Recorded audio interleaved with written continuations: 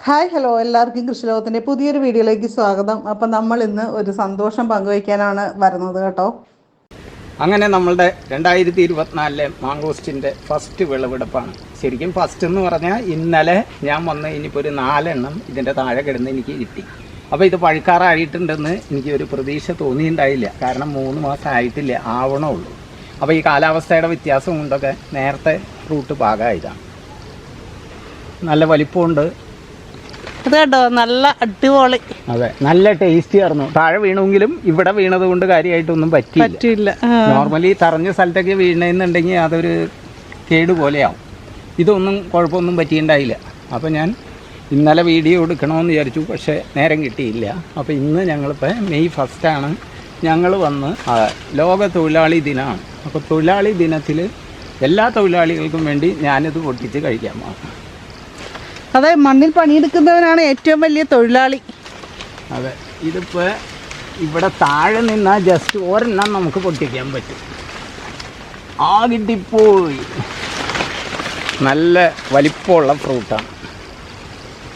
ഇതിപ്പോൾ ഒരാളിവിടെ ഇതിപ്പോൾ കിട്ടുമോ എന്ന് വിചാരിച്ച് നോക്കിയിട്ടുണ്ട്. പക്ഷേ ഞാൻ അങ്ങനെ കൊടുക്കാൻ ഉദ്ദേശമില്ല. ഞാൻ കഴിക്കാൻ പോവാം. ആയിക്കോട്ടെ. പക്ഷെ അങ്ങനെയൊക്കെ പറഞ്ഞാൽ എനിക്ക് തരാതെ ഒന്നും കഴിക്കാറില്ല. ഇതിപ്പോൾ ഞങ്ങൾ 50-50 ആയി. സൂപ്പർ. അതിനൊരു വിഷലോട് കേട്ടെ. അത് സൂത്രത്തിൽ കൂടെ മേടിച്ചു കൊണ്ടുപോകണമെന്ന് തോന്നണം. അല്ല, ഇവിടെ ഒരെണ്ണം കൂടിയൊക്കെ പഴുത്ത് കിടക്കണ്ടായിരുന്നു. കഴിച്ചു. സാധാരണ നമ്മളുടെ ചെടിയുടെ ഇലയ്ക്ക് ഈ ടൈമിൽ ഇത്രയും പവർ കാണിക്കാറില്ല. ഇപ്പം നമ്മൾ മറ്റേ നൈട്രോക്കിങ്ങും ബ്ലൂമും ഫ്രൂട്ടറും എല്ലാം അടിച്ചു കൊടുത്തതിൻ്റെ ആണെന്ന് എനിക്ക് തോന്നണം. ഒരു പച്ചപ്പും കാര്യങ്ങളൊക്കെ ഇത്തിരി കൂടുതൽ, ഇലത്തുടിപ്പ് കൊള്ളാം. കാര്യമായിട്ട് വലിയ കൊഴിച്ചലൊന്നുമില്ല. അപ്പോൾ മൊത്തം ഒരു ചെടി നല്ല സ്ട്രോങ് ആയിട്ട് നിൽക്കണം. ഇനിയിപ്പോൾ ഈ ചെടികൾക്കെല്ലാം ഞാൻ അടുത്ത മാസം, ഇപ്പോൾ ഈ മാസം അവസാനം നമ്മൾ ചാണം പ്രീമിയം ചേർത്ത് സമ്പുഷ്ടീകരിച്ചിട്ടിട്ടുണ്ട്. അപ്പോൾ അതെല്ലാം നമ്മൾ ഈ മാസം ഇട്ട് കൊടുക്കും. അതിന് മുന്നേ ആയിട്ട് ഇപ്പോൾ അടുത്ത ആഴ്ചയിൽ ഞാൻ ഗ്രോയും നൈട്രോക്കിങ്ങും സ്പ്രെഡോളും ചേർത്തൊന്ന് സ്പ്രേ ചെയ്ത് കൊടുക്കാൻ മാറും. നമ്മൾ എങ്ങനെ നന്നായിട്ട് നോക്കി പരിപാലിച്ചാലും നമുക്ക് അടുത്ത കൊല്ലം സീസണിൽ ഈ മരങ്ങളെല്ലാം കായയായി കിട്ടാനുള്ളത്. ഇതേണ്ട, ഇവിടെ ഒരെണ്ണം നിപ്പുണ്ട്, അപ്പുറത്ത് ഒരെണ്ണം നിപ്പുണ്ട്. അതുപോലെ കുറേ ഉണ്ട് കേട്ടോ. അപ്പോൾ അതേ പൊട്ടിച്ചോ, കഴിച്ചോ. കഴിക്കാൻ വേണം. പാതി കഴിക്കണല്ലോ, പാതി കൂട്ടുകാരിക്ക് കൊടുക്കാൻ വേണം.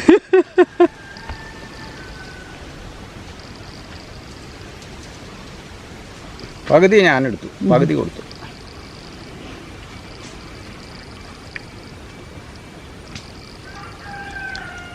ഇന്നലെ കഴിച്ചാലും ഒറ്റ സീഡ് ഉണ്ടായില്ല. സീഡ് കിട്ടിയാ? ഇന്നത്തേലും ഒരു സീഡ്. എനിക്കുണ്ട് സീഡ്. സാധാരണ ഒരു സീഡൊക്കെ ഉണ്ടാവാറുള്ളൂ, ചിലതിൽ സീഡ് ഉണ്ടാവുകയില്ല. അടിപൊളിയാ, നിറച്ചുണ്ട് കണ്ടോ.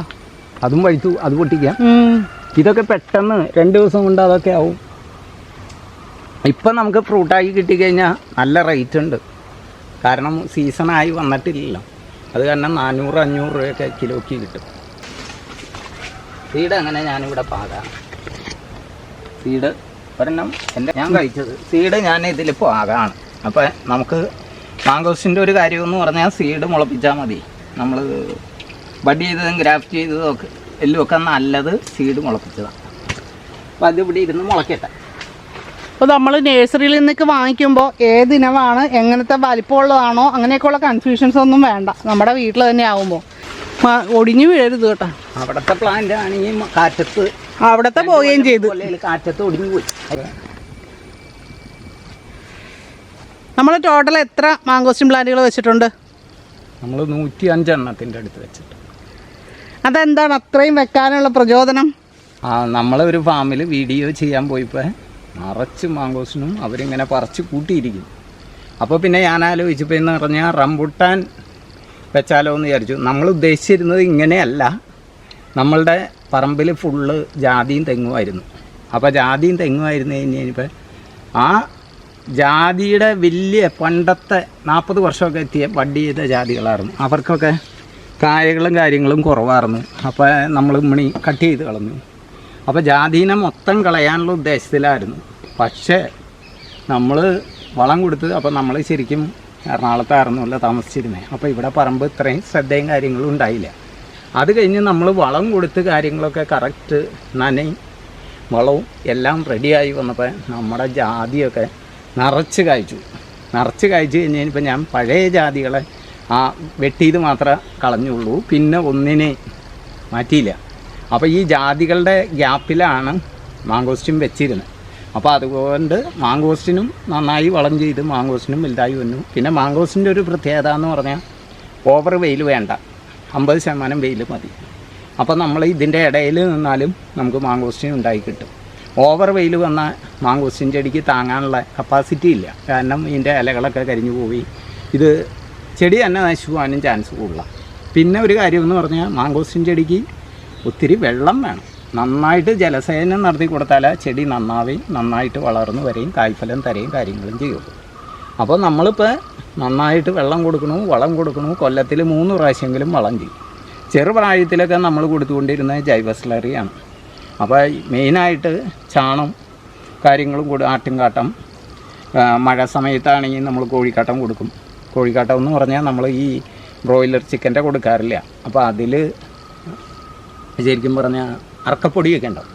അറക്കപ്പൊടി നമ്മളുടെ ചെടികൾക്ക് നല്ലതല്ല. അറക്കപ്പൊടി വീണാൽ നമ്മളുടെ ചെടികളുടെ വേര് കെട്ടുപോകും. അപ്പോൾ അത് കാരണം അത് കൊടുക്കാറില്ല. തമിഴ്നാട്ടിൽ നിന്ന് തന്നെ കമ്പിക്കൂട്ടിലെ കോഴിക്കാട്ടാണെങ്കിൽ നമ്മൾ വർഷത്തിൽ വേനൽക്കാലത്ത് കൊടുക്കാൻ പാടില്ല, ഓവർ ചൂടല്ലേ.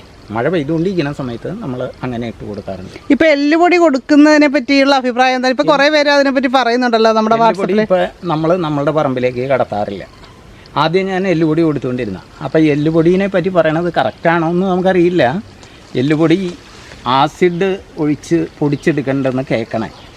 അപ്പോൾ അങ്ങനെ വന്നു കഴിഞ്ഞാൽ നമുക്ക് മെഷീനിൽ പൊടിക്കുന്ന എല്ലുപൊടിയാണെങ്കിൽ ഒരു കുഴപ്പമില്ല, നല്ലതാണ്.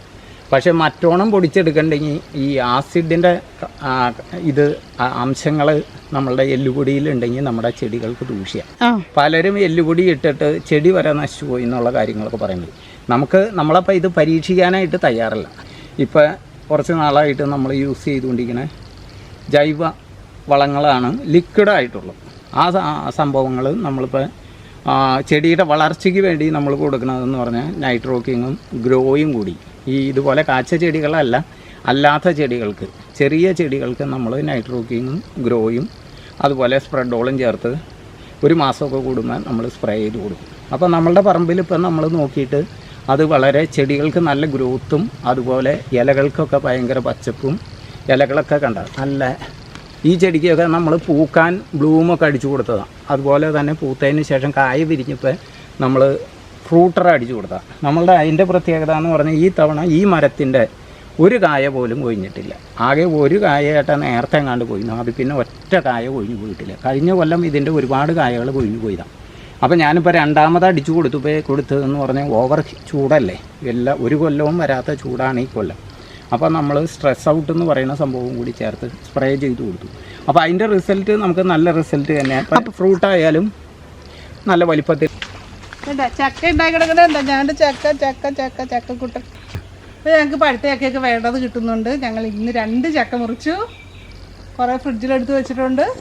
കൃഷി ആനന്ദകരമാകാനായിട്ട് നമ്മൾ ഏറ്റവും പ്രധാനമായിട്ട് നമുക്ക് നല്ല രീതിയിലുള്ള വളർച്ച ചെടികൾക്ക് ലഭിക്കണം. അതേപോലെ തന്നെ നല്ല വിളവും കിട്ടണം. ഇതിന് രണ്ടിനും നിങ്ങളെ സഹായിക്കുന്ന നിരവധി പ്രോഡക്റ്റുകൾ, ഓർഗാനിക് ആയിട്ടുള്ള ജൈവ രീതിയിലുള്ള പ്രോഡക്റ്റുകൾ നമ്മുടെ അടുത്ത് അവൈലബിൾ ആയിട്ടുണ്ട്. കെമിക്കലുകൾ പരമാവധി ഒഴിവാക്കിക്കൊണ്ടുള്ള നല്ല വിളവ് ലഭിക്കാൻ സഹായിക്കുന്ന ഗ്രീൻ പ്ലാനറ്റിൻ്റെ പ്രോഡക്റ്റുകൾ നമ്മുടെ അടുത്ത് അവൈലബിൾ ആണ്. അപ്പോൾ വേണമെന്നുള്ളവർ വീഡിയോയിൽ കാണിക്കുന്ന വാട്സപ്പ് നമ്പറിൽ ഹായ് എന്ന് മെസ്സേജ് അയക്കുക.